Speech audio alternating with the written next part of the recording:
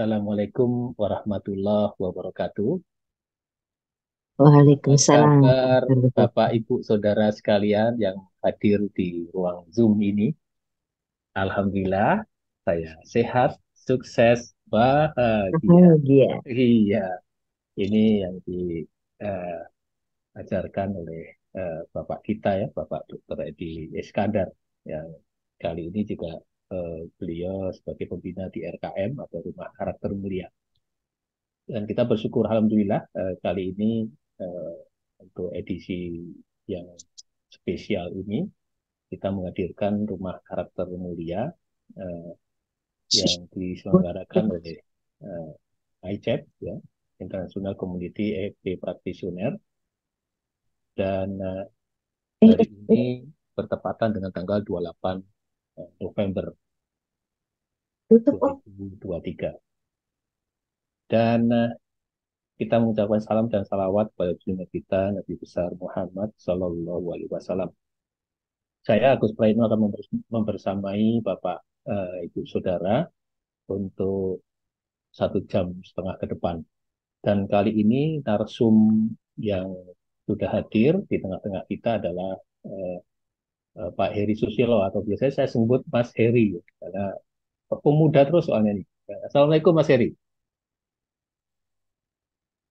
Waalaikumsalam, Dokter Agus. Alhamdulillah. Baik Mas Heri, apa kabar? Alhamdulillah kabarnya sehat, sukses, bahagia, dan mencoba untuk selalu menginspirasi. Alhamdulillah. Baik Mas Heri, sebelum kita mulai topik pada malam hari ini, eh, bagi yang belum kenal beliau, beliau eh, saya secara eh, resume akan saya terangkan bahwa beliau adalah berdomisili di Solo ya. Eh, Nama lengkapnya adalah Muhammad Heri Susilo. Kalau gelar jabatannya panjang, jelas SIP, CI, CET, CT, NNLP, CIPC, dan beliau eh, punya brand adalah sebagai happiness motivator, happy leadership trainer, dan author. Jadi pengarang beberapa buku, sudah launching keempat ya Pak Iri ya. Saya. Betul, Dokter Agus. Alhamdulillah. Nah, baik, kali ini eh, kita akan belajar bersama-sama dengan beliau di Rumah Kartu Mulia, yang kebetulan beliau adalah ketuanya. Dan topik kali ini adalah share your experience. Jadi berbagi pengalaman, bagaimana kita cara berbagi pengalaman, apa manfaatnya, dan bagaimana keseruan kita untuk berhubungan terutama di kehidupan keluarga kita dan masyarakat tentunya. Baik, silahkan Mas Heri untuk memulai acara ini. Kami silahkan Mas Heri. Ya, terima Baik, kasih. terima kasih Dokter Agus dan juga Bapak Ibu semuanya. Ini wajah-wajah yang saya pada kenal ya, Alhamdulillah nih. Nanti malam hari ini sesuai judulnya, ya kita akan sharing. Jadi bukan saya saja yang nanti akan memberikan materi, mungkin saya malah justru tidak memberikan materi karena nanti kita akan sharing karena topik kita hari ini adalah ya kita sharing tentang pengalaman kita begitu. Nah, tapi sebelum itu, Assalamualaikum warahmatullahi wabarakatuh. Selamat malam, Bapak dan juga Ibu semuanya. Senang sekali pada malam hari ini kita masih berjumpa lagi. Saya sudah cukup lama tidak memberikan sesi di LKM ataupun di ICEP ya. Ya, sudah cukup lama, tapi hari ini karena saya ada waktu longgar, karena sedang ada sesi di Ponorogo, saya nyempatkan untuk memberikan sesi walaupun di kamar hotel. Nah, pada malam hari ini, Ibu dan juga Bapak semuanya, menurut saya malam yang menarik, karena pada malam hari ini saya akan mengajak nih satu-satunya ibu-ibu dan juga bapak-bapak di sini semuanya untuk sharing. Begitu, saya akan share screen dulu. Saya akan mencoba menjelaskan secara singkat dulu terkait dengan dasarnya. Kenapa sih pada malam hari ini saya mengambil judul Share Your Experience? Mengapa gitu? Ada apa dengan berbagi pengalaman begitu? Jadi begini, Bapak Ibu, kalau kita bicara tentang pengalaman, tentu akan ada pengalaman yang negatif dan ada juga pengalaman yang positif dan ada juga pengalaman yang biasa-biasa saja. Pengalaman yang negatif biasanya akan, ya apalagi kalau itu menyakitkan, itu akan betul-betul terekam di otak bawah sadar kita begitu, termasuk yang positif juga. Sedangkan pengalaman yang netral, datar, tidak berkesan, itu akan cenderung ya diabaikan oleh pikiran kita dan dampaknya adalah otak kita akan menghapusnya secara otomatis. Begitu. Buktinya adalah ketika kita mengingat, saya ajak ibu bapak semuanya mengingat tentang teman-teman SMP-nya bapak ibu semuanya. Saya yakin, insya Allah, tidak ingat 100%. Dari urutan 1 sampai 40 enggak ingat. Gitu. Yang diingat adalah orang-orang yang spesial, orang-orang yang betul-betul memberikan kesan, baik negatif ataupun positif. Itu yang betul-betul terekam di pikiran bawah sadar kita. Begitu. Yang biasa-biasa ya udah dibuang gitu. Karena dianggap tidak penting oleh otak kita. Nah, berdasar dari itu bahwa ternyata setiap manusia dalam menjalani proses kehidupannya mereka mencatat sebuah sejarah dan sejarah itu adalah pengalaman gitu kan. Dari pengalaman kemudian menjadi sebuah sejarah dan dari pengalaman dan sejarah itu kemudian kita bisa membuka kesadaran. Setidaknya kita bisa membantu membuka kesadaran orang lain walaupun kesadaran itu sebenarnya dibuka oleh masing-masing pribadi. Tapi setidaknya dengan kita bercerita, kita membagikan pengalaman real kita, itu bisa memberikan inspirasi, motivasi, dan bahkan semangat untuk bergerak. Begitu. Nah, sudah kenal semua dengan saya. Nah, ini saya ambil satu penelitian yang menurut saya sangat menarik ya, Ibu Bapak semuanya, bahwa sharing pengalaman dengan orang lain, walaupun itu tanpa komunikasi ya, begitu, itu akan membuat pengalaman itu menjadi lebih kuat dan lebih positif, Bapak Ibu. Artinya kita akan tambah semakin mengingat itu dan akan jadi semakin positif.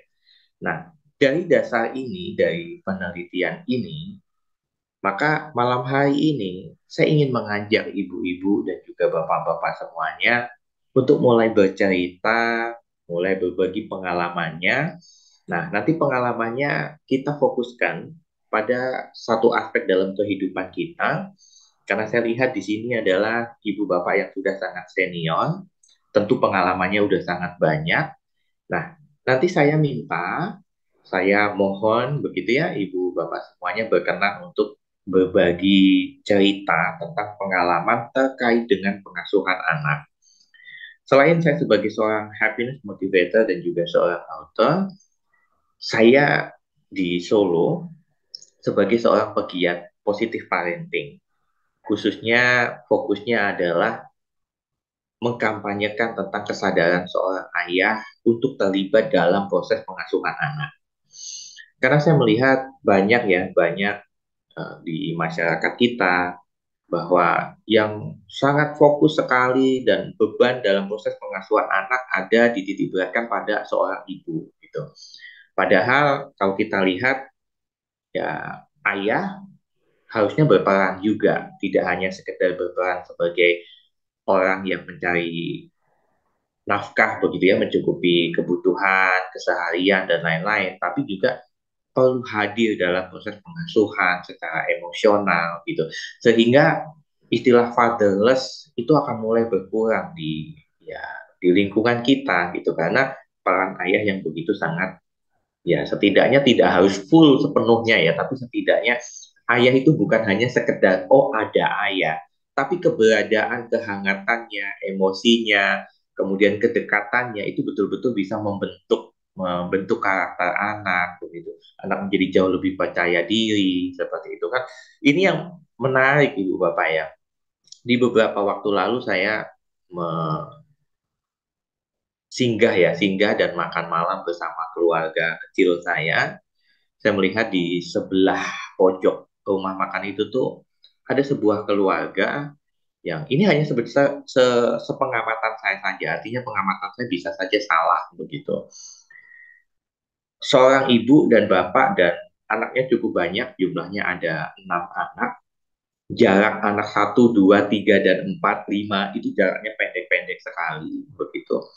Dan ketika saya mengamati dalam proses pengamatan saya ini bukan menilai ya ibu bapak ya, mengamati bahwa oh ketika seorang ibu dia menggendong anaknya yang masih menyusu, kemudian tangan kanannya pegang anaknya yang masih kecil, kemungkinan usia 2 tahun gitu, yang tangan sebelah kiri megangin anaknya yang usianya kisaran 4,5 sampai 5 tahun begitu, dan turun tangga dan anak-anak yang lain yang agak besar di depan dan juga di belakang. Sedangkan ayahnya hanya melihat saja dari belakang, padahal tangan ayahnya pun juga bisa berperan untuk membantu sang ibu seperti itu. Dan ada aktivitas-aktivitas yang lain. Saya tidak menilai bahwa ayah tersebut kemudian, oh tidak berperan, tidak seperti itu Bapak ya. Jadi, dan juga Ibu. Saya hanya ingin menggambarkan saja bahwa ketika seorang ayah ikut berperan dalam proses pengasuhan anak, ikut berperan dalam ya membimbing, mendidik, dan lain-lain dalam membesarkan anak kita, maka anak kita akan tumbuh menjadi anak yang jauh lebih percaya diri, menjadi anak yang jauh lebih semangat, begitu. Dan saya melihat di sini ada ibu-ibu dan juga bapak-bapak yang nanti saya yakin ada pengalaman yang luar biasa yang bisa dibagikan pada malam hari ini. Oke, ini dasar dari sesi malam hari ini. Saya akan bercerita, ibu-ibu dan juga bapak semuanya, pengalaman saya dalam mengatasi ngompol, misalkan. Saya ambil satu cerita karena anak-anaknya masih kecil, begitu ya. Anak saya masih usia 3 mendekati 4 tahun, yang kemudian baru proses toilet training, melepas popok ya. Dia ketika tidak tidur dia bisa ke toilet, tapi ketika tidur masih ngompol begitu. Singkat cerita seperti ini, Ibu Bapak, pengalaman saya. Saya mencoba beberapa cara, pakai popok yang sekali pakai ternyata cukup boros karena udah gede begitu ya, otomatis jumlah kapasitas apa pipisnya juga semakin banyak sehingga ganti-gantinya sering sekali begitu. Nah, kemudian saya mencoba menggunakan popok-popok yang bisa dicuci. Namun yang terjadi adalah repot juga ya ternyata ya. Oke, tapi tidak masalah. Sampai suatu ketika kemudian saya mencoba menerapkan sebuah ilmu terkait dengan olah pikir. Olah pikir itu ya seperti EFT, hipnoterapi, NLP, dan teknik ilmu-ilmu olah pikir yang lainnya. Saya mencoba merumuskan sebuah kalimat doa, di mana kalimat itu tuh diucapkan secara kontinu, jadi setiap menjelang tidur diucapkan terus, kemudian kalimatnya selalu sama, begitu. Kenapa selalu sama? Karena memang untuk men-setting pikiran bahwa sadar anak. Sama seperti kita ketika berdoa. Saya sebagai seorang muslim, doa setelah makan dari zaman Nabi Muhammad, Nabi saya, sampai detik ini tidak ada perubahan sama sekali. Artinya sama, yang dibaca sama, dan bacanya di waktu yang sama. Sama itu artinya setelah makan, begitu ya, misalkan, atau setelah tidur, waktunya sama, begitu. Saya menggunakan pola yang sama. Saya buat dua kalimat yang berbeda. Kalimat yang pertama adalah, malam hari ini saya tidur dengan tenang dan saya tidak ngompol. Nah, kalimatnya itu tadi, Bapak Ibu. Saya terapkan ke anak sampai anak hafal. Jadi saya tidak sengaja tidak minta dia menghafalkan, tapi karena setiap malam kita lakukan itu, maka anak hafal. Begitu. Dampaknya adalah ketika saya memberikan kalimat itu, yang terjadi adalah anak saya itu masih tetap ngompol. Ya Allah, hari ini saya tidur dengan tenang dan malam hari ini saya tidak ngompol. Yang terjadi adalah anak saya ngompol. Tetap ngompol setiap malam. Begitu, walaupun kami masih sudah pakai protektor ya, tapi tetap saja ketika kita tidur ya tentunya lebih baik tidak ngompol. Namun kemudian saya ubah kalimatnya, kalimat doanya menjadi, ya Allah, hari ini aku tidur Dan jika nanti saya terasa pipis, saya ke kamar mandi. Oke, di sana sudah jelas ketika akan tidur, kemudian ada terasa pipis dan ada cara yang akan dilakukan ke kamar mandi. Ketika saya lakukan, doa itu kita ulang. Oh, ternyata anak saya tidak ngompol. Besok lagi saya lakukan doa yang sama. Oh, anak saya jadi nggak ngompol lagi. Begitu. Dan ketika dia terasa pipis di malam hari, maka dia bangunin saya. Ayah, saya mau pipis. Begitu. Awalnya dia tidak bilang kalau saya mau pipis. Dia menggunakan bahasa tubuhnya dengan menggoyang-goyangkan, menggerak-gerakkan tubuh saya atau ibunya sehingga kami bangun dan kami bingung apa yang dia lakukan gitu. Apakah mau pipis? Oh, ternyata iya, dia mau pipis. Begitu. Nah, singkat cerita di pertengahan kami coba menggunakan doa yang kita rumuskan di awal. Malam hari ini saya tidur dengan tenang dan tidak ngompol. Yang terjadi adalah anak saya ngompol lagi. Dan ketika saya kembalikan di doa yang kedua, ternyata anak saya nggak ngompol sampai sekarang. Kecuali dalam momen-momen tertentu. Seperti itu. Nah, dari cerita ini, Ibu dan juga Bapak semuanya, saya bisa mengambil sebuah hikmah ya dari pengalaman saya ini, bahwa seperti apa anak kita, itu sebenarnya kita yang setting. Entah itu sadar ataupun nggak sadar. Kita ketika marah, respon kita ketika anak melakukan kesalahan, atau apapun itu, ternyata kita yang bentuk. Dan itu adalah cerminan diri kita. Maka saya mengajak nih, ibu, bapak semuanya, barangkali yang sudah punya anak dan punya cucu, begitu, bagaimana kita sebagai orang tua menyadari bahwa keberadaan kita bukan hanya untuk membuat kehidupan mereka, artinya mereka tetap hidup, tapi juga memenuhi banyak aspek hak-hak anak, seperti itu. Dan ya, ini bisa diterapkan siapapun. Ini adalah cerita saya. Dan saya percaya bahwa ibu bapak semuanya di sini yang sudah sangat senior-senior dari saya, Anda punya cerita. Dan malam hari ini saya mengajak ibu bapak semuanya, siapapun, satu persatu boleh ya, kita akan dengarkan cerita. Cerita apapun yang itu fokusnya adalah tentang pengasuhan.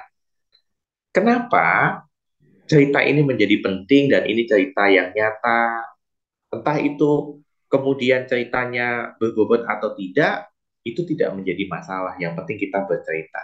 Karena entah berbobot atau tidak itu tergantung dari siapa yang melihat.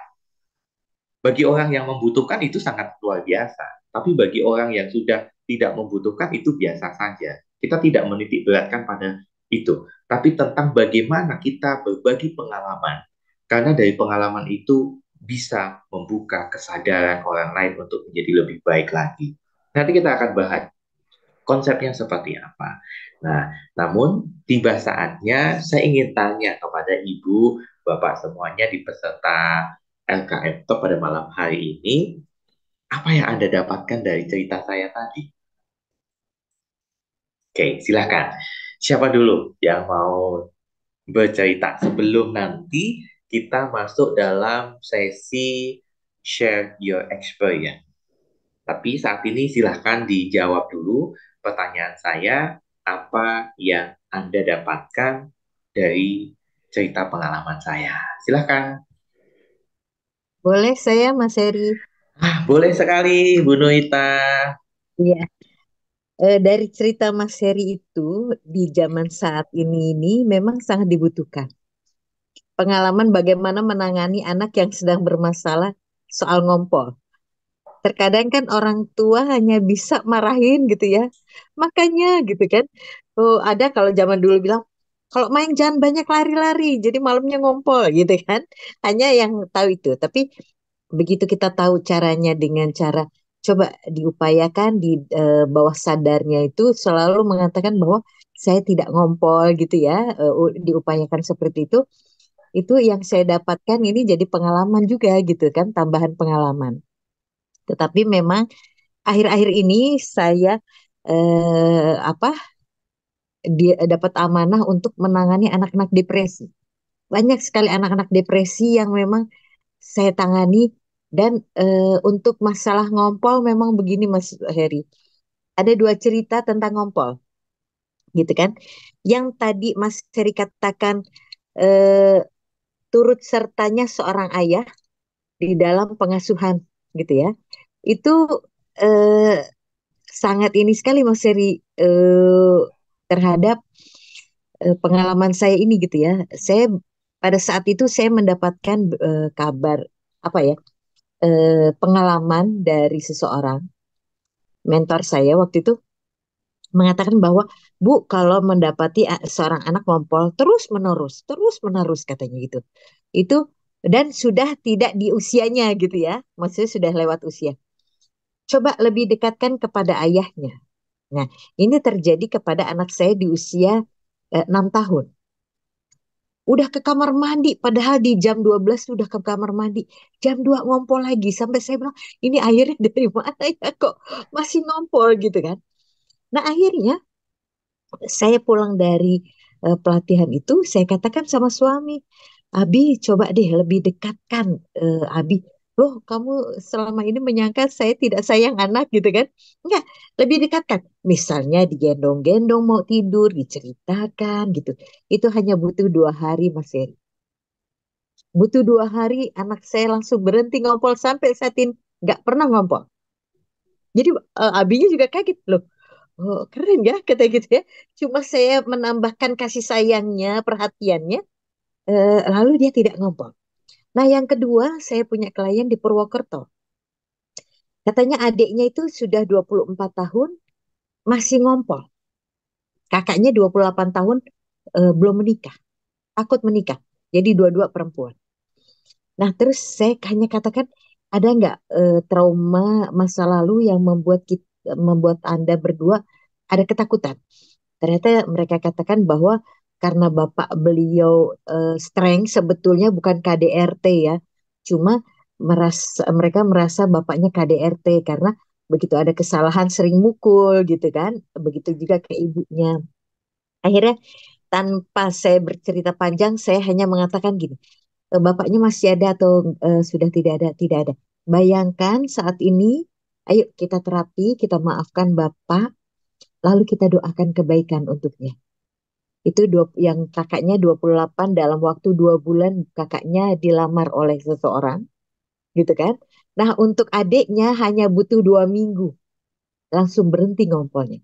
Nah itu Mas Seri. Jadi dari pengalaman yang Mas Seri itu menambah lagi nanti untuk apa cara saya bagaimana menasehati orang tua supaya anaknya tidak ngompol kan gitu ya. Jadi dari pengalaman yang Mas Seri sampaikan itu memang luar biasa ya kita semakin pinter tuh karena pengalaman ya Mas Seri ya. Apalagi kita begitu menerima pengalaman masukan dari orang. Saya paling suka. Saya jadi mendengarkan setiap orang memberikan masukan itu saya paling hobi banget gitu ya. Waduh ini keren nih. Ini bisa saya terapkan nih gitu-gitu. Ya, mungkin dari saya gitu Mas Heri. Terima kasih.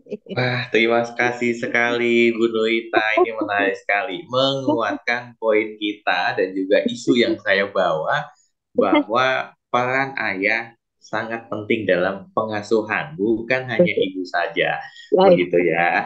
Karena betul. itu terbukti bahwa ketika ayah tidak berperan Ya, sebagai seorang ayah, ya ini ayah ya bukan suami ya, sebagai ya, seorang betul. ayah, Ya. maka dampaknya anak bisa saja takut menikah karena ayahnya terlalu keras dan lain-lain. Oke, terima kasih Bu Nuita. Ya, Oke, sama-sama. sekarang yang lain nih ada Ibu Dewi, Ibu Sari, Ibu Ana, kemudian ada Bu Utami, Bu Risma, Bu Vivit, Ibu Mas Tuti. Nah, sekarang apa yang Anda dapatkan nih dari dua cerita?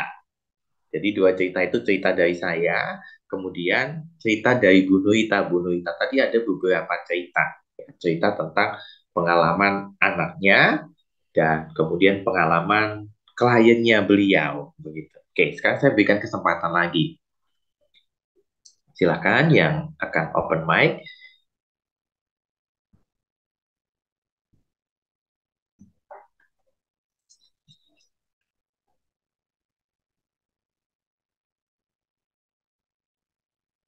Ada yang berkenan, Ibu dan juga Bapak semuanya, apa yang Anda dapatkan dari cerita tadi?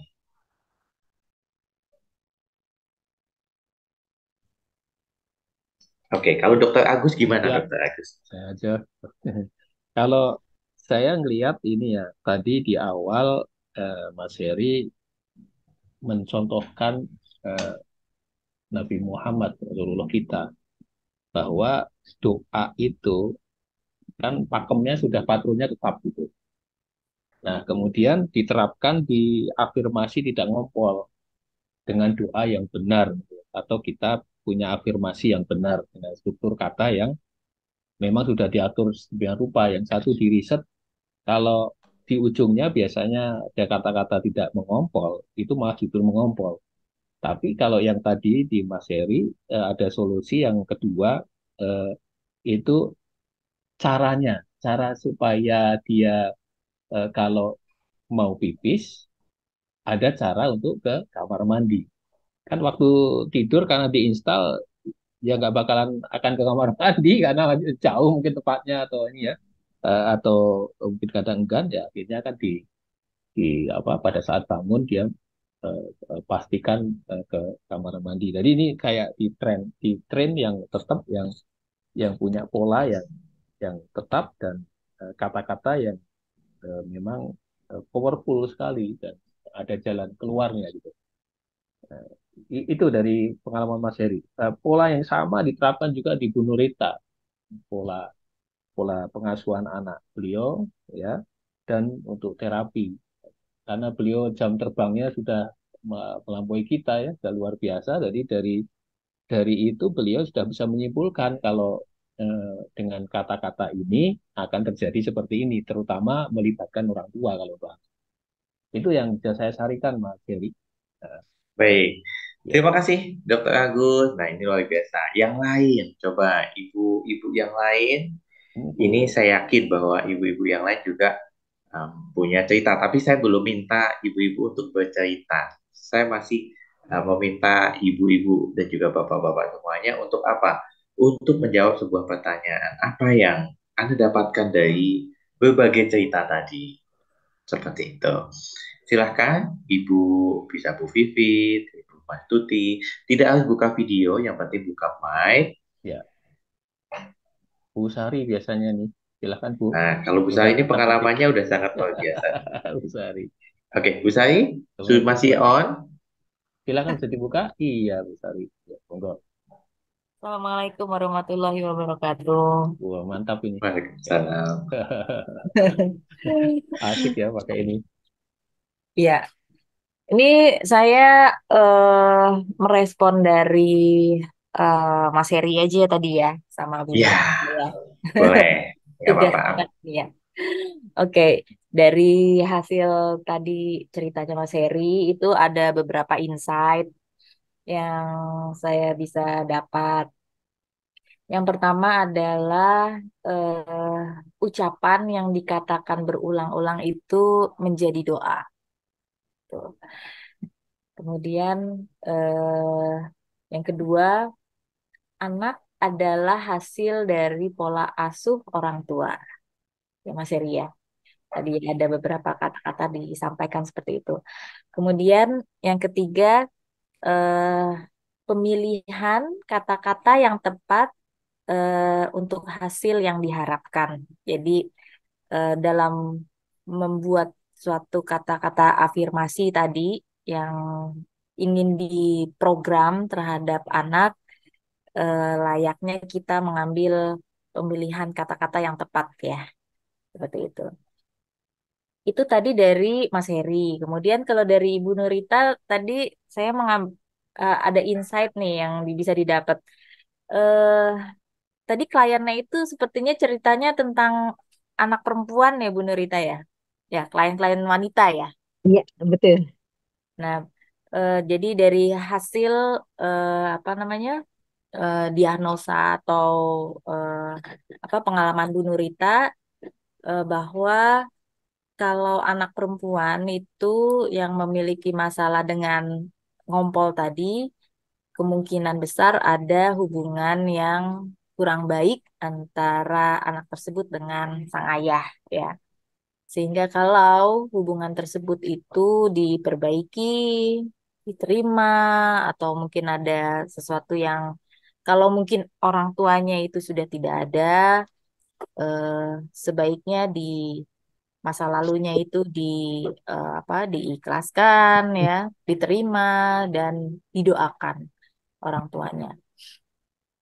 Yang kedua adalah peran ayah itu sangat penting dalam pengasuhan anak. Demikian Mas Heri tadi beberapa insight-insight yang bisa saya dapat. Siap. Oke, Terima terima kasih. kasih Bu Sari. Luar biasa Sama-sama. sekali ya. Saya apresiasi atas sharingnya Bu Sari. Nah, kita lanjut. Ibu, Bapak semuanya. Jika tadi saya sudah bercerita dan saya sudah memberikan satu pertanyaan tentang apa yang Anda dapatkan. Karena memang topik hari ini adalah share your experience, gitu kan? Nah, sekarang tiba saatnya saya mengajak ibu bapak semuanya untuk sharing pengalaman Anda dalam pengasuhan anak. Dan batasannya adalah cerita ini real, Anda alami. Boleh tentang kisah yang positif ataupun kisah yang negatif, itu tidak masalah. Karena kalaupun negatif itu sudah terjadi di masa lalu, maka yang bisa kita ambil adalah hikmahnya jangan dilakukan. Ternyata itu akan berdampak buruk pada proses perkembangan mental anak ataupun aspek-aspek yang lain gitu. Nah, tiba saatnya ya Ibu Bapak semuanya, saya akan berikan kesempatan bagi Anda untuk sharing. Waktunya ya bebas, nggak masalah karena kita waktunya cukup fleksibel ya, artinya kita tidak terlalu banyak materi, saya tidak akan banyak memberikan konsep, saya lebih banyak memfasilitasi karena ternyata dengan cerita, Bu Nurita cerita, nanti Bu Sari cerita, misalkan Bu Vivi cerita, kita akan mendapatkan banyak insight dan bisa saja suatu saat nanti kita akan bisa gunakan itu, entah untuk diri kita, ataupun orang-orang di sekeliling kita, atau bahkan klien-klien kita bagi Anda yang memang fokus sebagai seorang konselor ataupun psikoterapis. Nah, sekarang saya berikan kesempatan bagi siapapun boleh bercerita. Saatnya untuk bercerita tentang pengalaman Anda dalam proses pengasuhan anak. Bisa negatif atau positif. Oke, silakan Ibu, Bapak, siapa dulu yang ingin bercerita? Jika tadi Bu Nurita juga sudah cerita yang dikaitkan dengan kisah saya tentang ngompol, tapi tidak harus tentang ngompol ya, bisa semuanya, bisa aspek yang lain begitu, supaya kita tahu, karena dari pengalaman Ibu Bapak semuanya, itu bukan hanya berharga untuk Anda, tapi bisa berharga untuk orang lain. Bahkan bisa saja mengubah pandangan kita, kesadaran kita untuk menjadi orang tua yang lebih sadar dan lebih baik. Seperti itu. Nah, siapa Ibu Bapak yang mau bercerita? Silahkan. Bu Ana, Bu Vivi, Bu Risma, Bu Dewi, Bu Tami, Bu Astuti, Pak Oti, atau Bu Sari boleh mau cerita lagi, Pak Agus boleh, Bu Nurita juga boleh. Karena saatnya sekarang untuk bercerita. Oh, Bu Tami. Kami, monggo. Silakan, Bu Tami. Baik, terima kasih Pak Heri. Mohon maaf saya off cam ya. Ya, tidak apa-apa. Ya. Bercerita tentang pengasuhan anak. Justru saya pengasuhan anak yang melibatkan ayah terhadap anaknya. Justru saya teringat kepada ayah saya. Boleh kali ya cerita soal itu ya? Yang tentu Boleh. sih berdampak kepada saya dan anak-anak juga. Jadi, dulu ketika seingat saya mulai dari TK barangkali ya sampai SD lah kurang lebih, ayah saya itu seorang ayah yang ya sederhana, tetapi saya pikir pola pengasuhannya berdampak positif banget sampai sekarang karena dekat banget dengan saya gitu ya sebagai anak perempuannya. Jadi beliau ketika waktu yang cukup cukup luang itu selalu mengajak saya setiap minggunya itu olahraga, misalnya sepeda atau naik gunung itu hampir setiap minggu, walaupun gunungnya gunung yang di kampung saya yang hanya 1.000 meter gitu ya. Tapi itu sampai sekarang itu cukup berkesan banget karena ayah saya memberikan apa ya pemahaman mengenai sebuah kekuatan, kesabaran, ketekunan gitu ya. Dan saya cukup digojlok untuk urusan itu gitu dari segi olahraga. Tapi memang untuk kesenian saya nggak dapet. Jadi dari segi olahraga, kemudian apa namanya ya kebanyakan sih soal olahraga. Nah itu sehingga sampai saat ini ketika bicara tentang ayah itu yang paling saya ingat. Jadi kedekatan saya dengan ayah gitu ya. Nah hal itu juga saya terapkan kepada anak saya, khususnya untuk yang laki-laki. Jadi pengalaman saya itu diterapkan ke anak-anak. Maksud saya bahwa memang peran ayah itu sangat penting karena ketika apa yang kita dapatkan saat kecil itu akan diingat terus sampai usia dewasa ya, sampai sekarang saya sudah setel, apa melewati setengah abad. Jadi saya pikir itu penting banget dan soal ayah ini juga saya terus berusaha untuk memberikan apa ya istilahnya, memang agak berbeda dengan suami, bukan berarti tidak dekat dengan anak, tetapi agak berbeda juga polanya dengan apa yang ayah saya lakukan. Ketika misalnya harapan saya bahwa suami saya ini harusnya seperti ini misalnya gitu. Jadi saya memberikan clue lah istilahnya, tapi tidak berupa apa perintah gitu, berupa clue atau pancingan agar supaya suami juga dekat dengan anak. Karena anak saya yang laki-laki itu kan mondok ya. Jadi sekarang sudah jalan 6 tahun. Nah, ketika pulang ke rumah, yaitu waktu-waktu yang sangat dimanfaatkan sekali gitu untuk bisa berdekatan dengan anak. Kalau yang perempuan ada di rumah, dan itu tuh memang cukup banyak tantangannya karena sekarang kan menginjak masa remaja ya, anak perempuan ini baru masuk kuliah sehingga kita masih berupaya untuk melihat perkembangannya sejauh mana gitu. Tapi kalau sejak kecil kita berusaha untuk melakukan komunikasi seefektif mungkin. Saya mempertahankan untuk anak saya bisa bercerita lebih intens ya, walaupun kalau menginjak masa remaja itu kan pasti ada hal-hal privasi juga yang dirasa mungkin tidak perlu diceritakan kepada orang tuanya. Itu sih yang saya masih pertahankan itu untuk bisa terbuka komunikasi dengan anak saya yang perempuan karena ada di rumah. Mungkin itu sementara yang terlintas di benak Pak Heri. Semoga Oke, bisa menginspirasi. Terima terima kasih. kasih. Terima kasih kembali Bu Utami. Nah, ini menarik sekali ya. Dan Bu Utami yang sudah melewati 50 setengah abad lebih begitu ternyata masih sangat ingat sekali momen di mana ketika seorang ayah berperan aktif dalam proses pengasuhan, menanamkan nilai-nilai dan inilah salah satunya rumah karakter mulia ya. Itu adalah ya kita sama-sama tidak harus seorang laki-laki tapi bagaimana kemudian seorang ibu juga berperan untuk menyadarkan lah ya secara perlahan walaupun kesadaran itu memang milik pribadi begitu tapi setidaknya diusahakan untuk suaminya ayah dari anak-anaknya itu mulai terlibat aktif dalam proses pengasuhan karena itu betul-betul akan membentuk karakter anak di kemudian hari ketika dewasa dan ini diceritakan oleh Bu Utami bahwa itu yang sangat berkesan sekali dan tentu saja itu tidak akan hilang begitu saja. Pengalaman yang sudah saya ceritakan tadi bahwa pengalaman yang sangat berkesan, baik negatif ataupun positif, tentu akan diikat oleh pikiran bawah sadar kita dan ya itu akan kita kaitkan dan kita akan bawa terus. Seperti itu. Oke, terima kasih Bu Utami dan sekarang saya berikan kesempatan kepada yang lain. Boleh Bu Dewi, Bu Vivit, Bu Ana, Ibu Ivi, Bu Sari boleh, Bu Nuita lagi boleh, Pak Agus juga. Karena belum cerita ya, kalau tadi kan baru apa yang Anda dapatkan, kemudian dikaitkan. Nah, sekarang boleh bercerita lagi. Nah, Pak Agus nih, ini Pak Agus dulu nih. Pak Agus kan di sini apa namanya, seorang ayah sekaligus seorang kakek nih. Nah, gimana nih Pak Agus? Ya, Ada cerita apa nih tentang, ya boleh di masa lalu, kalau cerita itu kan, kalau yang di sini kita fokuskan saja pada masa lalu.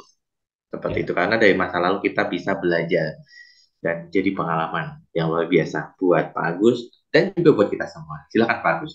baik. Terima kasih, Mas Heri. Ini memang kisahnya udah cukup lama ya. Jadi eh, dulu kita kan beranggapan, saya dulu ya beranggapan bahwa yang mengasuh itu memang ibu, sosok ibu ke anak-anak ya. Namun setelah saya ikut waktu itu kan eh, cari tambahan penghasilan kan dengan MLM gitu kan, nah, itu banyak juga parenting ilmunya di situ. Ini mulai dari kalau anak pertama lahir saya belum banyak parenting karena langsung saya bawa ke Sulawesi dan saya mengikuti perjalanan juga anak-anak ya. Jadi anak-anak kan pindah-pindah mungkin sekitar 8 atau 9 kali tempat gitu dari rumah. Nah, supaya dia nggak tegar budaya, itu memang kita hampir hari tiap minggu mesti kita makan-makan, kumpul-kumpul bareng sama anak-anak gitu ya. Supaya mereka merasa tidak asing di negara apa di tempat yang baru gitu. Jadi termasuk silaturahmi ya, itu kita tumbuhkan budaya gitu. Dan kebetulan kalau anak yang pertama laki-laki yang sekarang sudah ada cucu dua itu memang dulu agak dalam tanda kutip kayak seperti sekarang anak seperti hiperaktif. Kalau sekarang kan ada namanya PhD ya. Nah, itu belum dulu kan belum ada artis seperti itu. Tapi setelah pernah suatu saat saya waktu itu di Blitar, itu anak saya usia masuk apa ya SD ya, dari kelas satu gitu. Dan saya waktu itu juga menekuni karena saya dulu penderita paru ya, menekuni olahraga pernapasan sampai jadi trainer. Nah ini karena sering ngoceh gitu ya, suatu saat eh, ya saya ngomongnya istilahnya itu cuma karena cerewetnya itu minta ampun, jadi kayak apa ya, antara eh, permintaan waktu kecil dia usia berapa ya, 7 8 tahun gitu ya, jadi masa-masa yang ya eksplorasi diri lah gitu ya, tapi betul-betul minta ampun. Nah, waktu itu karena saya punya ilmu dan ilmu pernapasan, saya hanya sentuh di situ di apa di mulutnya itu langsung berdarah Pak Mas Heri. Nah dari situ saya titik untuk tidak melakukan lagi dengan cara kekerasan begitu ya, di usia-usia seperti itu. Dan saya tinggalkan itu apa, pelatihan itu rupanya kalau kita terlalu pede juga nggak bagus gitu. Nah, ini cukup untuk diri sendiri. Itu saya sampai melatih banyak orang juga. Karena juga selain saya itu diri juga bisa melatih. Nah, akhirnya anak-anak saya banyak saya antar kalau tiap sore kursus ya. Jadi kita banyakin kursus di daerah kan masih murah ya, bahasa Inggris, kemudian renang gitu. Itu sampai ya juara lah gitu. Kalau yang anak yang pertama memang eh, apa waktu dia menjelang SMP itu memang senang berprestasi ya sampai level nasional gitu ya. Dan pelajaran fisika atau apa gitu, matematika gitu. Nah, ini saya khususkan bahkan sama guru SMA itu biasanya saya antar gitu. Jadi dari situlah dan kemudian saya ada menemukan waktu itu buku nama Tony Busan, Mas Heri ya. Jadi memetakan pikiran gitu ya, mind map gitu. Nah, itu saya terapkan ke anak-anak gitu Pak. Saya baik pertama dan kedua dan mereka apa sih cita-cita mereka, goalnya apa gitu. Dan alhamdulillah itu eh, mereka teraih semua, terutama ke luar negeri ya, pernah dua-duanya ke luar negeri semua. Ya alhamdulillah gitu. Jadi dari kecil udah SMP udah mereka udah merangkai mimpi dan mimpinya itu di bawah sadar tuh mereka udah tuliskan gitu atau digambarkan waktu itu. Dan itu mereka lakukan sampai dia di perguruan tinggi itu mereka pasti bikin eh, apa meresum apa namanya pelajaran gitu pakai memet ya. Dan itu eh, saya udah latih dari saya tahu di SMP gitu. Walaupun saya belum kenal Pak Edi gitu. Ya, tapi karena saya senang senang membaca waktu itu ya. Senang membaca, kemudian saya terapkan di kehidupan karena kan banyak saya di dunia sales ya, Mas Ferry ya, penjualan. Sementara saya penjualan kan eh, eh, kurang ini Bu, kurang kurang intens ke situ. Tapi karena saya punya kelemahan di situ, jadi saya harus pelajari dari sampai ketemu bagaimana memetakan pikiran. Belum ketemu orang-orang motivator gitu, Mas Ferry. Atau kadang setiap tahun saya juga ngecas dengan ikut pelatihan-pelatihan yang akbar ya, motivator-motivator gitu. Kayak Tung, Mbak ini, waktu itu zaman itu ada Renat Kasali, zaman itu kan juga era juga termasuk apa ya, Mario Teguh gitu ya. Nah, itu tokoh-tokoh masa lalu ya. Jadi luar biasa. Ya, itu kan dan saya terapkan ya. Ya, itu eh, sampai sekarang juga ya, baik. Terutama anak yang kedua sekarang kan lagi kalau ke sekarang itu hampir tiap hari kan mesti saya jemput, jadi dari situlah saya tahu dia pengen apa ke depannya, saya bisa menggali dan kita mengikuti dan kasih tips-tips yang pernah kita lakukan bareng. Jadi kebersamaan itu memang penting gitu. Tapi harus jadi untuk kehormatan di kehidupan di rumah tangga kita depan. Jadi intinya harus ada pendampingan. Jadi kalau orang tua, kalau banyak sekarang kan banyak kan eh, dua-duanya sibuk gitu ya.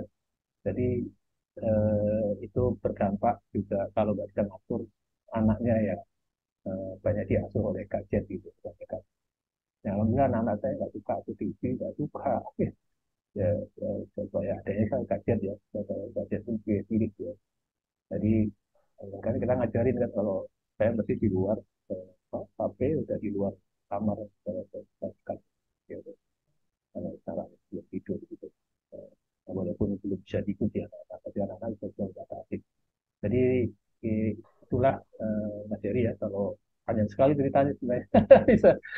Kalau kalau dukanya juga ada juga sih. Namanya anak kan kadang terutama memilih ya waktu dulu mau ke luar negeri waktu SMA itu kan eh, atau sekolah di perguruan tinggi di dalam negeri gitu ya. Tapi kita punya visi bahwa kapan lagi ada kesempatan sementara kuliahnya di sini, kalau sekolahnya itu kan Aliviasi Turki ya.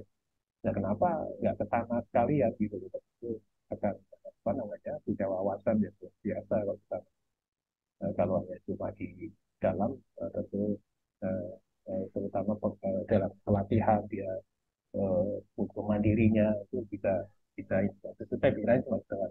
Ya, alhamdulillah walaupun agak terpaksa waktu itu dia pengennya ke ITB ya.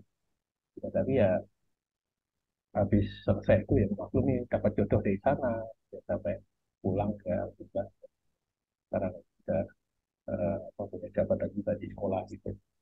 Jadi itu Mas Heri eh, sekelumit ya. Sebenarnya masih banyak, tapi ya yang bisa saya terapkan di situ yang bisa karena memang perjalanan itu butuh apa namanya ya, butuh kalau kalau kita butuh haus ya, haus untuk belajar itu untuk dan kemudian untuk mengajarkan atau mendidik gitu.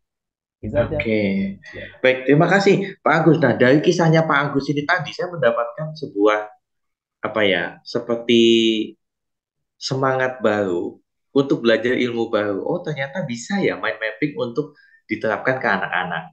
Karena selama ini saya memang belum menerapkan itu. Nah, seperti ini Bapak Ibu. Mengapa kemudian kita tuh perlu sering mendengarkan kisah orang lain, pengalaman orang lain dalam proses pengasuhan, ataupun dalam topik-topik yang lain. Karena ternyata dengan kita mendengarkan cerita, kita tuh bisa, oh bisa ya itu dilakukan ya. Dan akhirnya kita akan belajar lagi. Akan belajar lagi, kita terapkan dalam kehidupan kita, dalam keluarga kita, sehingga kualitasnya akan menjadi lebih baik lagi. Nah, terima kasih Pak Agus. Saya semakin tertarik untuk belajar mind mapping untuk anak. Walaupun saya sebenarnya sudah tertarik itu di beberapa waktu yang lalu, di tahun-tahun lalu, tapi saya disadarkan hari ini nih sama Pak Agus. Dari ceritanya Pak Agus dan ternyata itu berdampak cukup cukup bagus ya untuk anak-anak menjadi lebih terstruktur dalam berpikir, dalam bertindak dan dalam ya menyelesaikan masalah, mengkaji ya problem solving dan lain-lain. Oke, terima kasih Dokter Agus. Nah, sekarang yang lain saya berikan kesempatan share your experience. Siapa yang mau bercerita dulu? Ibu Mas Tuti berkenan mau bercerita? Bu anak kayaknya tadi barusan. Bu Ana atau Bu Mas Tuti? Oh, Bu Mas Tuti, Mas Tuti, silakan. Mas Tuti dulu ya, silakan.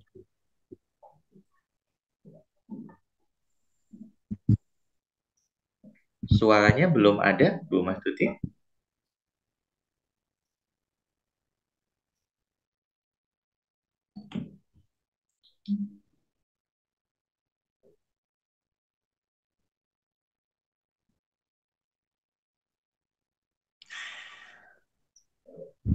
Bu Mas Tuti, Oke, Bu Mas Tuti sepertinya masih ada gangguan untuk iya, suara ya.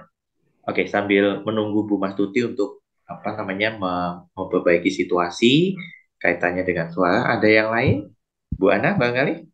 Oh, iya, ya. ya. Oke, boleh. Silakan Bu Ana sambil menunggu Bu Mas Tuti untuk memperbaiki audionya. Silakan Bu Ana. Assalamualaikum. Waalaikumsalam. Apa kabar, Pak? Alhamdulillah Bu Ana, kabarnya baik banget. Iya, ini saya ada di cerita. Saya kebetulan ada permasalahan yang memang ditujukan untuk faknya saya atau sebagai bidan desa. Nah, di sini memang kan ada program untuk mempercepat penurunan angka stunting. Nah, di sini kalau di desa itu memang ya dibilang banyak juga tidak, tapi ada kasusnya. Nah, setelah itu di sini ibu-ibu itu juga pada pusing kok anak saya dibilangnya eh, gizi kurang, stunted dan segala macam. Nah, ibu-ibu ini juga apa yang harus dilakukan, apa yang dia harus lakukan.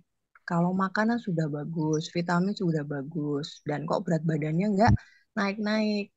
Kemudian setelah itu saya memberi atau saya mencoba untuk melakukan hipnoterapi. Nah, ketika itu saya mencoba pada anak saya sendiri. Berat badannya itu 1 bulan, 2 bulan kan nggak naik. Nah, setelah malam saya mencoba untuk meriset atau memberi hipnoterapi itu setiap malam saya berdoa. Kemudian saya afirmasi ketika mau posyandu, kamu berat badannya naik ya nak ya, makannya banyak. Dan setelah itu 1 bulan kemudian, betul berat badannya naik sebanyak 7 on, tidak 1 kilo tapi 7 on. Nah, dari situ saya mencoba 1 bulan, 2 bulan kok berat badannya naik dan makannya juga banyak. Nah, berarti ini saya harus mencoba atau men-share lagi ke posyandu-posyandu yang lain dan saya mencoba untuk yang khususnya untuk balita yang gizinya kurang. Saya masukkan afirmasi juga, saya untuk ajarkan kalau malam juga afirmasinya seperti ini. Ya sama. Kalau anak saya berat badannya naik, makannya juga saya makannya juga banyak. Kemudian buat makan sayur mau, lauk mau, dan akhirnya 1 bulan berikutnya anak itu juga berat badannya naik dan mau makan. Nah, di situ saya semakin senang dan semakin mau men-share untuk yang ke desa-desa lainnya. Tetapi ada juga yang tidak berhasil, mungkin si ibunya tidak konsisten. Jadi dari sini saya bisa mengambil kesimpulan bahwa terapi ini selain makanan, selain gizi, terapi ini juga butuh dikembangkan atau dimasukkan ke dalam terapi penurunan angka stunting gitu aja, Pak. Oke, terima kasih Bu Ana. Nah, ini juga menarik sekali ya. Ternyata ceritanya sangat bervariasi sekali gitu. Jika tadi Dokter Agus ada poin kaitannya dengan mind mapping. Nah, di sini Bu Ana tentang meningkatkan berat badan anak karena memang itu jadi program nasional begitu ya untuk penurunan angka stunting di Indonesia begitu, dan ternyata terbukti nih dengan diberikan kalimat-kalimat doa atau bahasanya afirmasi atau doa. Kalau saya lebih suka dengan kalimat-kalimat doa begitu ya. Dan ternyata itu cukup berdampak nih gitu. Apalagi kemudian ketika dilakukan bersama ayah Nah, insya Allah akan juga jauh lebih baik lagi. Oke, terima kasih Bu Ana Iya, sudah Pak. memberikan insight. Wah, ini bagus juga ya, gitu. Ketika kita bisa misalkan melihat di sekeliling kita ada anak, saya pernah ngalami, pernah melihat maksudnya di bukan di tempat tinggal saya, tapi ada ketika saya berkunjung di suatu tempat, anak yang harusnya di usia 4 tahun tingginya sudah ya memenuhi tinggi normalnya, tapi ternyata masih sangat pendek sekali begitu. Nah, ini nanti bisa dari pengalamannya Bu Ana bisa dibagikan cerita itu pada orang lain, bisa saya bagikan. Oke, terima kasih Bu Ana. Sekarang siapa lagi Ibu dan juga Bapak yang mau bercerita Bu Lili, pengalaman Anda? silakan Bu Lili. Ibu Lili, silakan Ibu.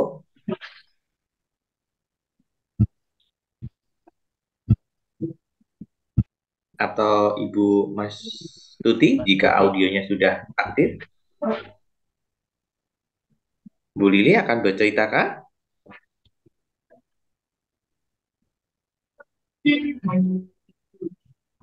Oke, sepertinya belum ya, nggak apa-apa. Nah, yang lain silahkan. Ibu Vivit belum bersuara dari tadi, Bu Dewi juga belum, Bu Ivi belum. Assalamualaikum. Silahkan. Waalaikumsalam, Ibu Ivi. Cerita apa nih? Pengalaman apa yang ini Bu Ivi cerita? Ya, terima kasih. Menarik sekali kita bisa berbagi. Ya, sebelumnya, Assalamualaikum warahmatullahi wabarakatuh. Ya, Waalaikumsalam warahmatullahi wabarakatuh. Alhamdulillah sehat semua, nggih, Bapak Ibu. Menyimak obrolan malam ini sepertinya tertarik ya. Saya juga sedikit mau berbagi cerita dan mudah-mudahan apa ya, ya lucu, ndak lucu, senang, ndak senang. Tapi ini memang pernah dialami oleh anak saya yang sekarang yang pertama itu eh, yang sekarang udah usia 20 tahun di kedokteran ya sekarang. Dulu waktu kecil itu memang apa ya, namanya juga anak pertama ya. Anak pertama saya lama ndak punya anak itu hampir 10 tahun. Dan nikah 2003, kemudian nikah 93 baru punya anak tuh 2003. Jadi lama kita nunggunya tuh lama. Hmm. Memang saya dapat masukan dari beberapa teman-teman gitu ya, agar jangan terlalu dimanja, jangan apa begitu kan. Ya namanya juga anak ya. Ya tapi saya mau menanamkan apa yang saya bisa. Pada waktu itu saya itu menangis karena anak saya itu jatuh kalau tidak salah. Jatuh, kemudian saya menangis. Ya, kasihan gitu, nggak tegel. Nah, suami saya bilang begini, Bunda jangan ikut menangis. Di depan anak kita itu seperti Tuhan kecil. Jangan cengeng gitu. Kalau kamu cengeng di depan anak gitu.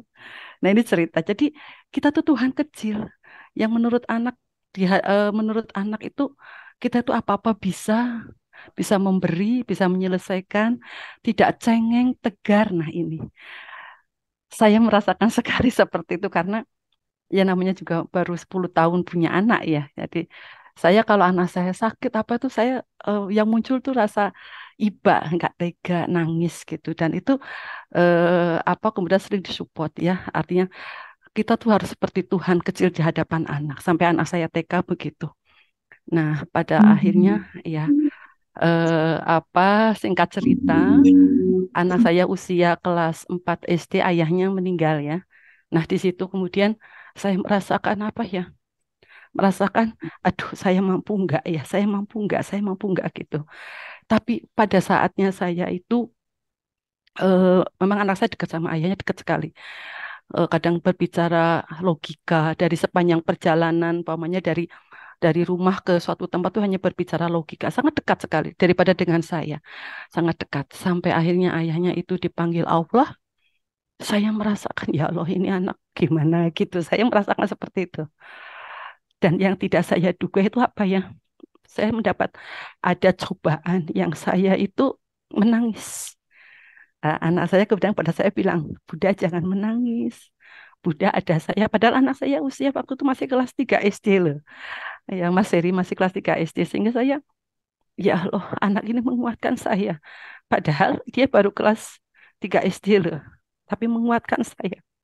Nah disitulah kemudian saya sekarang baru berpikir ya. Ternyata betul. Anak ini kalau dekat dengan ayah ya. Walaupun kemudian kita punya cerita lain. Ayahnya dipanggil pulang lebih dulu ya. Tetapi saya bersyukur sampai sekarang anak saya itu eh, tetap tegar ya. Tetap tegar sampai di usia 20 tahun. Hanya satu yang dia sepertinya kepada saya itu mengatakan, Bunda, aku besok mau ini. Bunda punya uang nggak? Punya gitu. Tapi dia sepertinya ragu. Kalau Bunda nggak punya uang, Bunda, aku juga nggak jadi, nggak apa-apa, jangan begitu. Jangan begitu, nggak apa-apa. Sampai dia dimasuk kedokteran juga begitu. Bunda, aku masuk di kedokteran, aku lulus gitu. Alhamdulillah, Bunda bisa enggak? Insya Allah bisa. Allah sudah mengatur semua rezeki orang. Semua Allah sudah mencukupkan rezeki kita. Insya Allah siap. Nah di sini, Mas Heri, kadang-kadang saya dalam hal-hal finansial, dia kalau minta sesuatu, Bunda punya uang enggak? Jadi kadang saya selalu menguatkan, artinya Allah mencukupkan rezeki kita. Allah Maha Kaya, saya bilang begitu. Yang penting adik belajar terus gitu sambil berdoa. Jangan lupa tahajud, jangan lupa sholat duha. Setiap saat Allah hadirkan di hati adik, insya Allah. Alhamdulillah beberapa langkah di ujian blok di kedokteran selalu baik. Itu mungkin mohon maaf saya terlalu sensi kalau bercerita tentang hal ini.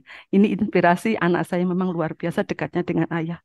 Setiap kadang antar jemput aja ayah yang mengantar daripada saya karena saya memang guru ya. Guru beda dengan dosen. Ya kalau dosen kan bebas kapanpun mengantar bisa lah. Kalau saya guru meninggalkan kelas ributnya kayak apa. Itu Pak Heri. Kemudian juga Pak Agus cerita saya dan ibu-ibu yang lain terima kasih. Mudah-mudahan menjadi inspirasi saya dan menguatkan saya untuk bisa menjadikan anak-anak saya yang qurrata ayun ya selalu mendekatkan diri kepada Allah. Terima kasih dan mohon maaf. Assalamualaikum warahmatullahi wabarakatuh. Waalaikumsalam warahmatullahi wabarakatuh. Wow, menarik sekali ya.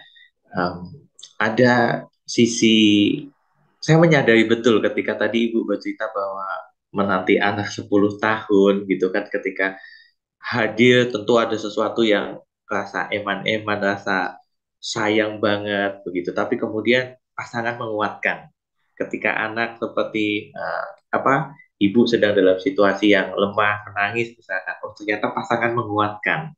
Dan ini luar biasa sekali ya bahwa oh ternyata kita perlu membangun komunikasi yang efektif, yang kemudian ya ini akan berdampak positif sekali untuk anak. Bahkan anak itu bisa muncul kesadaran. Nah, yang saya tangkap ini dari ceritanya Ibu Ivi tadi, anaknya yang di usia 3, mohon maaf kelas 3 saja sudah muncul kesadaran ya.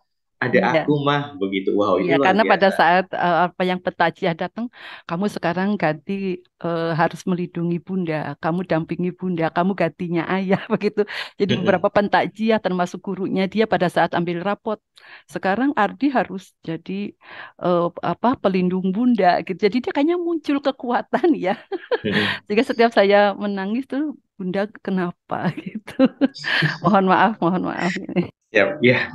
Makasih Ibu Ipi, ini menarik sekali. Baik, ini tadi kisah dari Ibu Ipi. Satu lagi saya masih berikan kesempatan sebelum nanti kita akan bicara tentang ya sebuah konsep kesadaran ya dari apa yang diceritakan oleh Ibu Bapak tadi.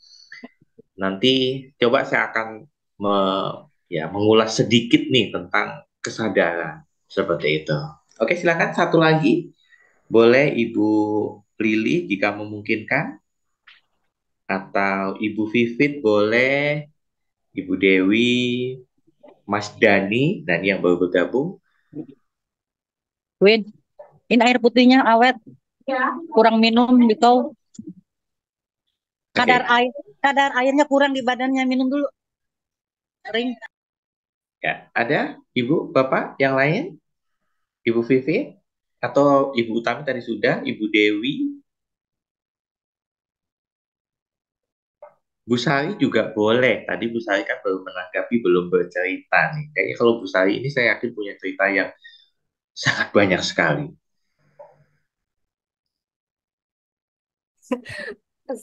Mas Heri bisa aja. Karena saya melihat bahwa Bu Sari sangat kuat. Karena di balik kekuatan seorang ibu dan seorang ayah itu pasti pernah dicoba dengan sesuatu yang berat dan akhirnya bisa melalui. Ini kalau saya cerita tentang anak-anak nih, ini sesinya bisa sampai pagi nih Mas Heri. Ambil klimaknya aja nih yang paling betul-betul wow. Yang betul-betul wow ya. Ini Mm-mm. mungkin tadi saya menyambung cerita Bu Ivi aja ini ya, boleh ya. Mm. Boleh, boleh. Cerita pendek ini, cerita pendek. Eh, Ya, kalau tadi ya dengar cerita Bu Ivi itu kan menunggu anak ya sampai sekian tahun gitu ya, sehingga akhirnya menumbuhkan dengan kondisi yang suaminya kira meninggalkan dalam usia anak yang masih muda, kemudian malah Allah berkehendak lain mematangkan anaknya untuk menjadi pelindung ibu gitu ya. Nah, kalau cerita saya adalah eh, be- berbeda. Jadi anak saya kan dikaruniakan Allah, alhamdulillah 3 orang anak ya. Eh, Dahulu waktu anak-anak lahir itu kami kan karena masih tinggal di luar gitu, jadi kesibukan saya dan suami itu eh, kayak kehidupan tuh juggling gitu antara sekolah bekerja gitu ya. Jadi eh, kelahiran anak 1 dan 2 gitu kan, saya siangnya eh, bekerja mengajar gitu kan dari Senin sampai Jumat, kemudian malamnya saya ngambil kelasnya kelas malam, kemudian suami itu switch waktu kerjanya juga, dia mengambil day off-nya dia itu pada saat weekdays gitu. Jadi weekend dia kerja gitu kan. Weekend dan beberapa hari di weekdays dan weekend dia kerja gitu kan. Karena cuma dapat 2 hari kan libur gitu. Eh Itulah kesibukan kami gitu. Jadi lahir anak pertama, eh, kami tuh bergantian gitu mengurus anak. Pokoknya siang dia yang menyusui anak, dia menyusui anak 1 2 gitu ya. Nah, eh, apa yang cukup challenging adalah ketika kehadiran anak kedua gitu kan, karena anak kedua kami itu kan yang seperti ibu bapak ketahui bahwa anak saya kan autism gitu kan. Nah kemudian eh, dan dia waktu tidurnya itu sangat limit gitu, jadi dia kayak restless baby, jadi kayak baby yang restingnya itu sangat sedikit gitu kan.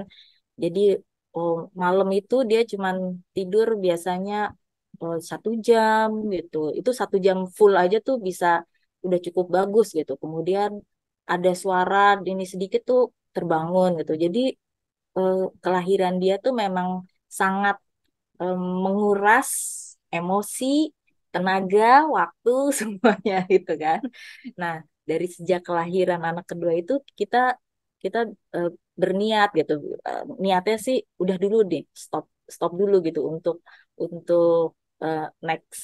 Pokoknya belum berencana untuk anak yang ketiga gitu kan, karena memang apa namanya, yang mengatasi anak ini itu cukup cukup semuanya gitu ya, apa menguras semuanya gitu, tenaga dan waktu gitu. Nah, kemudian secara tidak tidak diduga eh, terdeteksilah bahwa saya hamil untuk anak yang ketiga gitu kan. Nah, begitu hamil anak ketiga tuh kita tuh berdua tuh kaget gitu, kaget dan antara kaget, antara bingung gitu kan, karena di sisi lain eh, ada ketakutan bahwa eh, apa, sementara kita masih punya kewajib apa namanya PR nih, 2 anak ini yang gede nomor 1 dan nomor 2, apalagi nomor 2 gitu kan, untuk bisa mengasuhnya dengan cara yang sebaik-baiknya gitu. Kemudian kita dikasih eh, apa namanya amanah lagi sama Allah untuk yang ketiga, itu ada hadir rasa bahwa eh, bisa nggak ya gitu. Aku menjadi ibu ibu yang terbaik gitu dengan semua kesibukan ini, dan anak yang 2 yang masih kecil-kecil juga, terus hadir lagi gitu, satu titipan lagi itu tuh dalam momen itu benar-benar kami berdua tuh eh, antara shock dan bingung gitu kan untuk memutuskan gitu kan. Aduh, gimana gitu ya. Terus eh, akhirnya kita memutuskan ya udahlah gitu. Eh, Lanjut aja deh gitu kan. Lanjut aja deh. Terus tapi dalam momen kehamilan pun tetap hadir rasa yang eh, takut gitu kan, cemas gitu untuk kehadiran anak ketiga ini sehingga membuat kehamilan saya yang ketiga pun eh, cukup cukup apa namanya eh, banyak banyak kondisi juga gitu dalam kesehatan saya gitu kan sampai akhirnya apa namanya pelvic bone itu yang bone yang menyangga bayi itu tuh jadi merenggang gitu sehingga pada saat kehamilan saya yang ke 5 bulan di anak ketiga itu tuh nggak bisa jalan gitu Mas Heri sampai sampai harus bed rest gitu. Sementara di sisi lain harus ada dua anak ini nih yang harus diurusi karena kan kami tinggal di luar itu kan nggak ada extra family kan. Mungkin kalau beda beda situasi kalau di Indonesia gitu masih ada ibu masih ada kakak adik semuanya gitu ya. Kalau ini kan kita berdua gitu di sana. Jadi selama kehamilan tuh banyak sih kesedihan gitu yang nangis sementara ibu dan adik-adik dan kakak tuh pada bilang ya udah nanti kalau sudah lahir kirim aja ke Indonesia anaknya gitu kan gampang lah udah pokoknya sampai sampai lahir aja gitu ntar gampang deh kita yang nampung gitu kan ceritanya gitu. Nah eh, sampailah anak itu lahir gitu. Nah ternyata Allah itu memang maha baik. Allah itu memang maha baik. Allah itu eh, apa tahu gitu apa yang hambanya butuhkan.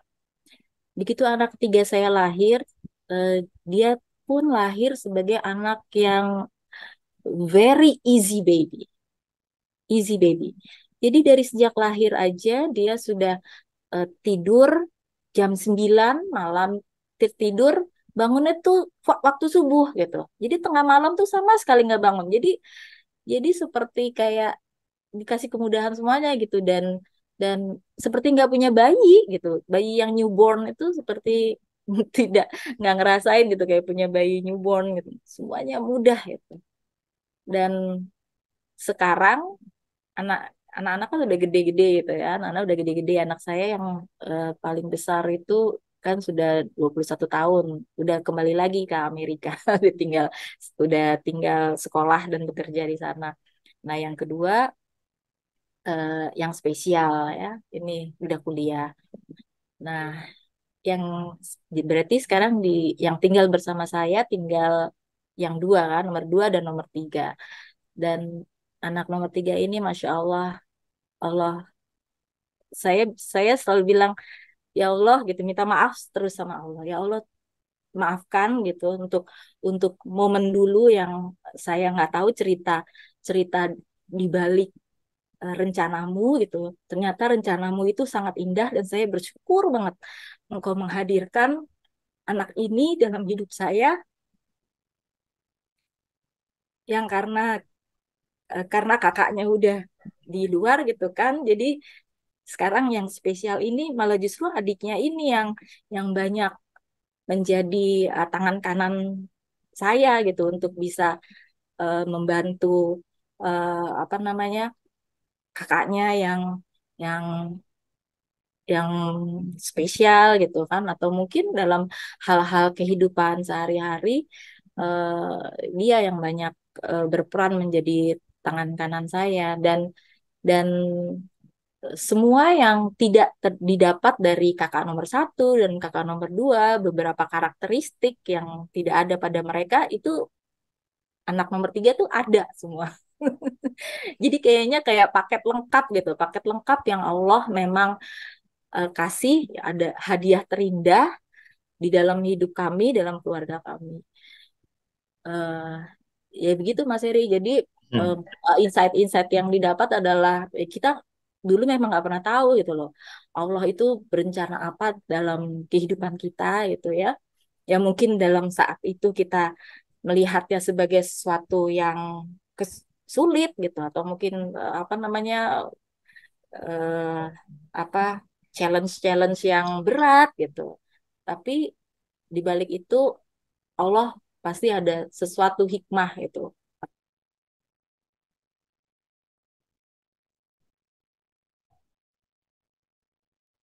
Bu Sari, audionya off. Oke, ya seperti itu Mas Oke. Eri. Baik. Terima kasih Bu Sari. Wow, ini keren sekali ya. Ternyata saya dapat insight-nya adalah bisa jadi ketika dalam momen tertentu kita menolak gitu kan. Kita seperti ini nggak sesuai rencana, ini nanti akan berat begitu.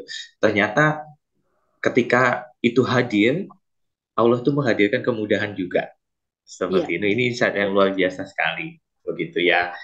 Ini menyadarkan kita bahwa oke, manusia bisa berencana, tapi ketentuan, keputusan itu ada di tangan Tuhan dan Allah tahu yang terbaik untuk kita. betul. Allah itu tahu banget apa yang terbaik untuk kita, yang kita perlukan. Semuanya yang terbaik, yang terindah. Siap, baik. Terima kasih Bu Sari dan juga Ibu Bapak semuanya yang sudah bercerita. Nah, sekarang saya akan share screen untuk yang terakhir. Ini tadi kita sudah sharing ya. Memang malam hari ini sengaja sesinya tidak seperti biasanya. Kalau memang di LKM kan kita tidak hanya fokus untuk berbagi konsep saja ya, tapi juga kita akan ya, memberikan sesi-sesi seperti malam hari ini. Nah, ini Ibu Bapak yang slide saya yang terakhir. Ternyata dengan kita mendengarkan pengalaman orang lain, mereka menjalani kehidupan kemudian diceritakan, itu bisa membukakan kesadaran diri kita. Walaupun kembali lagi bahwa kesadaran itu kita yang pegang, begitu. Pintu kuncinya kita yang pegang.